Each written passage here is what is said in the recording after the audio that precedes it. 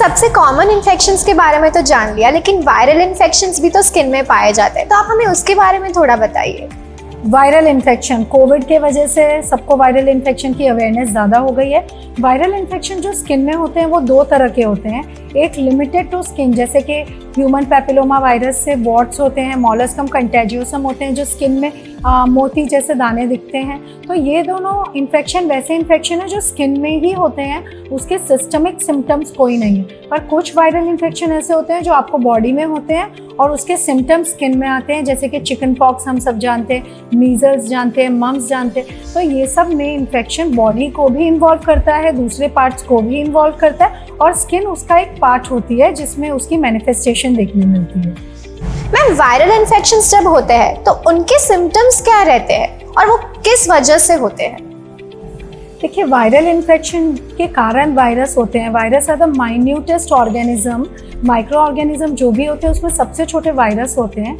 Usually virus की जो entry की पॉइंट होती है जो स्किन में लिमिटेड है, वो स्किन के थ्रू एंटर होते हैं। तो ज़्यादा कॉमन है कोई प्रोसीजर के दौरान, जैसे शेविंग करने से, थ्रेडिंग कराने से, अगर इन्फेक्टेड सोर्स है जो हम यूज़ कर रहे हैं तो उसके थ्रू हमारी बॉडी में लग सकते हैं।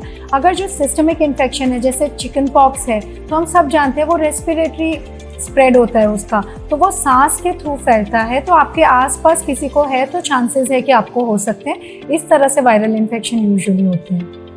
When we get infected with virus in skin, तो how do we get rid of it? उसका solution क्या रहेगा? वायरल इन्फेक्शन का डर्मेटोलॉजिस्ट से ट्रीटमेंट लेना बहुत इंपॉर्टेंट है, क्योंकि उसकी इन्फेक्टिविटी ज़्यादा होती है। इन्फेक्टिविटी ज़्यादा होने का मतलब उसकी स्प्रेड होने की टेंडेंसी, एक पर्सन से दूसरे पर्सन को होने की टेंडेंसी बहुत ज़्यादा होती है। इसलिए आपके लिए और आपके साथ रहने वाले लोगों की सेफ्टी के लिए ये ज़रूरी है कि आप टाइमली वायरल इन्फेक्शन का ट्रीटमेंट लें। डर्मेटोलॉजिस्ट को दिखा सकते हैं। जो वायरल इन्फेक्शन स्किन में ही लिमिटेड रहते हैं, जैसे कि वॉट्स, मॉलस्कम, वो कभी कभी हमारी खुद की इम्यूनिटी से भी ठीक हो जाते हैं। पर जो वायरल इन्फेक्शन आपकी बॉडी को इन्फेक्ट करते हैं, जैसे कि चिकन पॉक्स हो गया, मीजल्स हो गया, मम्स हो गया, उसमें कई बार आपके सारे सिम्टम्स को मैनेज करने के लिए और उससे होने वाले दूसरे इफ़ेक्ट्स को मैनेज करने के लिए आपको डर्मेटोलॉजिस्ट से हफ्ते 10 दिन की ट्रीटमेंट लेने की ज़रूरत पड़ सकती है। तो डिपेंडिंग ऑन कौन सा वायरल इन्फेक्शन हुआ है, ट्रीटमेंट बहुत डिफर करती है। सिर्फ स्किन में लगाने की दवा से लेके खाने की दवा, एंटीवायरल, एंटीबायोटिक्स, बहुत सारी चीज़ें उसमें ऐड ऑन हो सकती हैं। हर टाइप का इन्फेक्शन तो हमने डिस्कस कर लिया, तो फिर पैरासाइटिक इन्फेक्शंस भी कर ही लेते हैं। हमें उसके बारे में आप प्लीज़ कुछ बताइए मैम। पैरासाइट इन्फेक्शन जो है, पैरासाइट जो ऑर्गेनिजम्स है वो थोड़े बड़े होते हैं। कुछ हद तक नेकेड आई से कुछ पैरासाइट विजिबल होते हैं और कुछ माइक्रोस्कोपिकली विजिबल होते हैं, but they are much larger than bacteria या वायरस।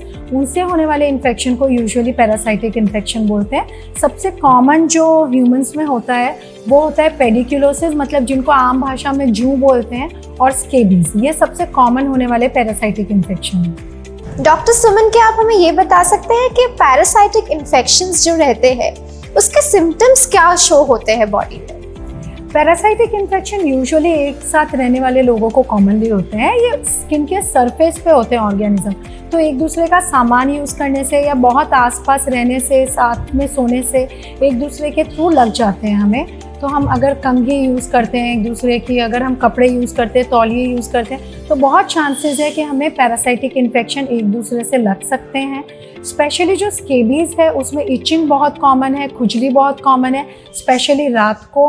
और जो जुएँ हैं उसमें भी हम सब जानते हैं कि इचिंग बहुत कॉमन है, लीखें देखने मिल सकती हैं, जुएँ देखने मिल सकती हैं।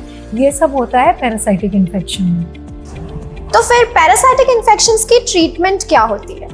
स्केबीज जो इन्फेक्शन है ना, उसको ट्रीट करने के लिए ब्लैंकेट थेरेपी होती है। ब्लैंकेट थेरेपी मतलब ब्लैंकेट की थेरेपी नहीं, ब्लैंकेट थेरेपी मतलब एक साथ रहने वाले सभी लोगों को इसका इलाज करना होता है अगर उनको इन्फेक्शन या सिम्टम्स ना हो तो भी। इसका रीज़न ये होता है कि कई बार किसी को अंदर इन्फेक्शन होता है और हम अपना इन्फेक्शन ठीक करा लेते हैं, उनका नहीं होता है, तो उनसे हमें बार बार लगने की चांसेस होते हैं। तो सभी लोगों को साथ में ट्रीटमेंट लेना चाहिए।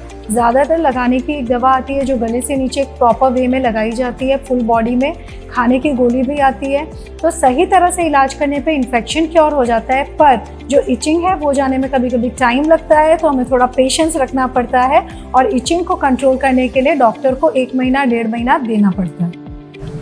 कुछ साल पहले ना मैम, कटप्पा ने बाहुबली को क्यों मारा, वो सबसे ट्रेंडिंग क्वेश्चन था।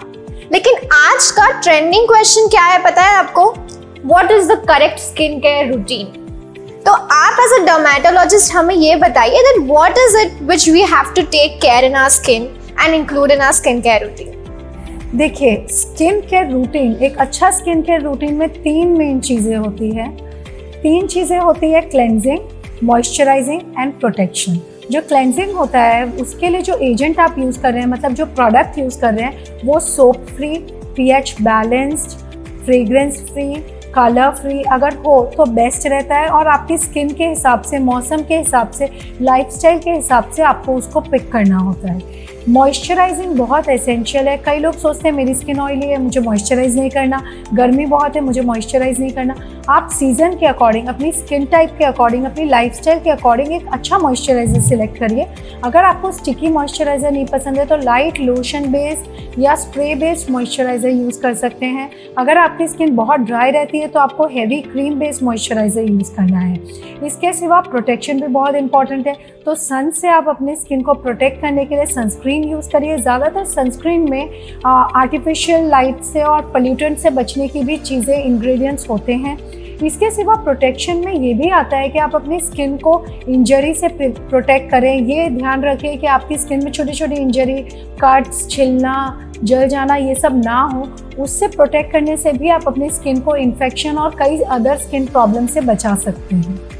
Thank you so much doctor Suman for coming here. और आज आपने हमें बहुत सारी इंफॉर्मेशन दी about skin infections and their treatment. Thank you so much for having me and talking about skin infection. मुझे बहुत अच्छा लगा स्किन इन्फेक्शन के बारे में अपने व्यूअर्स से शेयर करके अपने ओपिनियंस, क्योंकि ये बहुत ही कॉमन कंडीशन है और सही जानकारी ना होने की वजह से लोग कई बार इसको बहुत दिनों तक झेलते रहते हैं, जिसकी बिल्कुल भी नीड नहीं है। आपको स्किन इन्फेक्शन कोई भी हो, आप डर्मेटोलॉजिस्ट को दिखाइए और प्रिकॉशंस लीजिए ताकि आपको ये इन्फेक्शन ना हो। Thank you so much.